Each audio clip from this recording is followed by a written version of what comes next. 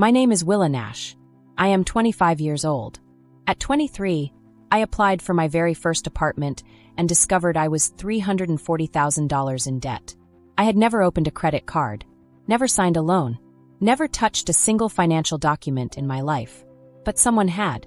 For 9 years, someone had been opening accounts, filing tax returns, and running a business, all under my name and my social security number. When I called my mom to ask why, she laughed. "Family shares everything," she said. Like it was nothing. Like $340,000 was just a rounding error. But here is what my parents did not know. I am a data analyst. I trace patterns for a living. And the pattern hiding deep inside their finances took me 14 long months to completely unravel. Welcome back to Revenge Finally Stories, the channel where women share stories of family betrayal, quiet strength, and the boundaries they wish they had set sooner. If this is your first time here, hit subscribe so you do not miss the next one. Drop a comment right now and tell me your city and your local time. Let us get into it. I grew up in Millbury, Ohio. Population 9,000, give or take. My mother Diane worked at a craft supply store off the highway. My father Carl drove a forklift until the plant shut down when I was 14. My brother Todd was 4 years older, baseball team, homecoming court, the kind of kid parents brag about at church without ever having to explain anything. I was quieter. I liked math. I liked spreadsheets. I worked at a frozen yogurt place the summer before sophomore year. Kept every single paycheck in a white envelope under my mattress because my parents did not believe in bank accounts for teenagers. Money in our house was a cloud. Always there. Nobody ever looked at it directly. My mother would say things like, "We are stretched thin this month," while sorting coupons at the kitchen table. My father would nod and change the channel. Money was never discussed. It was only felt. Todd got braces. $4,000. Todd got a used Honda Civic. $3,000. Todd got 8 full semesters of college tuition paid in full. $32,000 total. I got, "We just cannot right now, honey." My mother had a phrase for whenever the answer was no. She would tilt her head, soften her voice, and say, "Family shares everything. You will get yours when it is your turn." I believed her. That is what you do when you are 12, 15. You trust your parents completely. You assume the system is fair even when the evidence is quietly piling up all around you that it is not. I was 23. Statistics degree from Ohio State. Data analyst job in Columbus. $48,000 a year. I found an apartment on the east side. 1 bedroom. 2nd floor. Narrow kitchen. Decent light. $1,100 a month. I could swing it. Barely, but I could swing it. 3 days after I submitted the application, the property manager called. "Miss Nash, we are unable to approve your application. Your credit report came back. There are significant issues." I had never opened a credit card, never taken out a car loan, paid cash for absolutely everything. That was exactly how my parents had raised me. "Miss Nash, you may want to pull your credit report. I think you will find it informative." Informative. I hung up and opened my laptop. That was the last quiet moment of my life when I did not know. 47 pages. My name, my social security number, an address that was not mine, 1847 Burwood Lane. My parents' house, 6 credit cards, a vehicle loan for $28,000, a business line of credit, 7 collection items, 2 civil judgments, total outstanding debt, $341,227. The oldest account was opened 9 years earlier. I was 14 years old. One business name appeared on 9 of the entries. Nash Event Rentals LLC. I had never heard of it.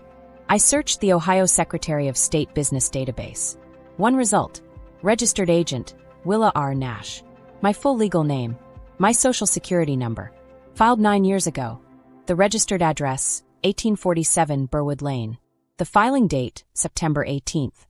My birthday. The LLC was filed on my 14th birthday. The day I blew out candles on a grocery store cake with pink frosting and wished for a laptop because mine had a cracked screen.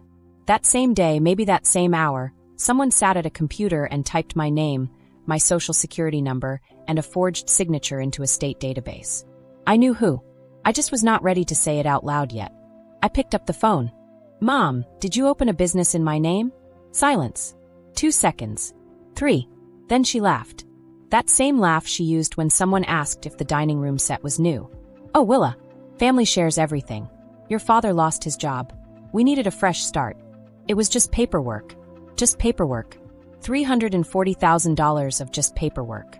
I sat on the kitchen floor of my friend Cass's apartment, the friend letting me stay because I had nowhere else to go, and I read every single one of those 47 pages. My hands were shaking by page 12.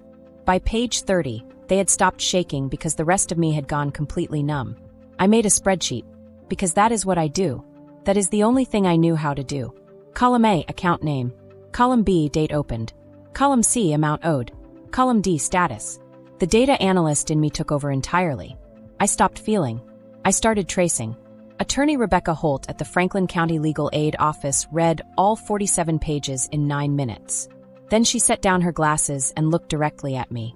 This is one of the worst cases of child identity theft I have seen in 15 years. She told me clearly what clearing this would require. An FTC identity theft affidavit, credit bureau disputes with all 3 agencies, and a police report, naming the person or persons who committed the fraud. You mean my parents? She held my gaze and did not look away. There is no way around it. That night, Cass found me on the kitchen floor at 2 a.m, legal pad spread open in front of me. 2 columns. Reasons to file. Reasons not to. Which way are you leaning? She asked quietly. I keep hearing her laugh, I said. When I asked her about the business, she laughed like it was absolutely nothing. Like I was completely overreacting. Cass picked up the pad. Read both columns slowly and carefully. Handed it back without a word. You already know what you are going to do. You are just looking for permission. She was right. I did not need permission. I needed one more thing first. I drove to Millbury on a Saturday. Told my parents I was just visiting for the weekend. Normal. Casual. My mother made pot roast. My father watched a game. Saturday morning, they left for the grocery store, always 45 minutes, sometimes an hour if the lines were long. I went to the garage. My father's metal filing cabinet next to the workbench. Bottom drawer. Legal documents. It was all there. The LLC registration. My name. My social security number. A signature line that read Willa R. Nash, written in my mother's own handwriting.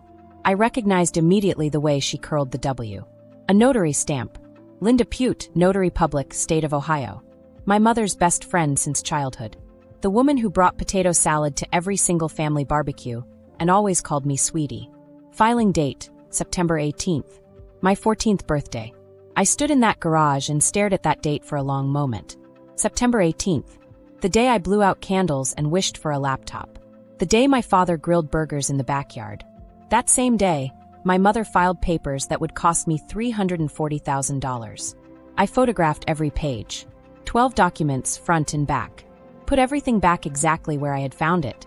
Went inside and quietly waited for my parents to come home. They brought groceries. I helped carry the bags in. I smiled at dinner. I said, "It is so nice to have the family together, Mom." Monday morning, I called Attorney Holt before my very first work meeting. "Rebecca, I am ready to file all of it. FTC, police report, credit disputes. Everything." I filed the FTC identity theft affidavit that afternoon. I filed police reports with the Columbus Division of Police and the Millbury Police Department, both naming my parents by name. I filed 23 separate disputes across all 3 credit bureaus.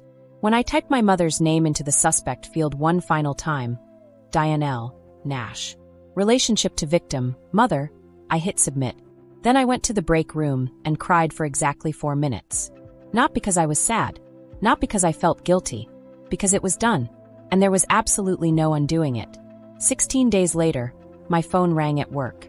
"Miss Nash, this is Special Agent Miriam Torres with the FBI Cleveland Field Office." The tax fraud component made it federal. The investigation ran 14 months. When it was finally over, the grand jury issued indictments, 22 counts across 4 people. My mother, my father, my brother Todd, and Aunt Linda the notary. My mother pleaded guilty. 30 months in a federal correctional facility. 3 years of supervised release. Full restitution ordered. $341,227. The exact same number that had first appeared on my credit report. Some numbers come back around. 6 months after sentencing, I applied for that same apartment again. Same property management company. Same building on the east side of Columbus. Same 1-bedroom layout, 2nd floor, narrow kitchen, decent light. The property manager called back within 2 days. "Miss Nash, you have been approved." He handed me a small envelope. 2 brass keys inside, one for the deadbolt, one for the mailbox. The first time my name appeared on a legal document because I chose to put it there. I drove over, unlocked the door, and stepped inside. Empty rooms, white walls, a kitchen window quietly catching the afternoon light. I sat down on the floor. No furniture, no air mattress, just me and 2 brass keys and the quietest room I had ever been in. It was enough. People tell me I should forgive my parents, that holding on to anger only poisons the person holding it. That family is family no matter what. But this was never about anger. This was never about revenge. This was about a girl whose name was stolen before she was old enough to use it. A girl who worked 3 jobs through college while her brother attended on her stolen credit. A girl who could not rent an apartment at 23 because her own mother needed a fresh start at her expense. I check my credit report every single month now, because it is mine, and I plan to keep it that way. Family does not get to share what they never asked permission to take. If this story hit close to home, or if it made you want to go check your credit report right now, please do it. Go to annualcreditreport.com. It is free. It takes 5 minutes. 1 in 50 children are victims of identity theft every year.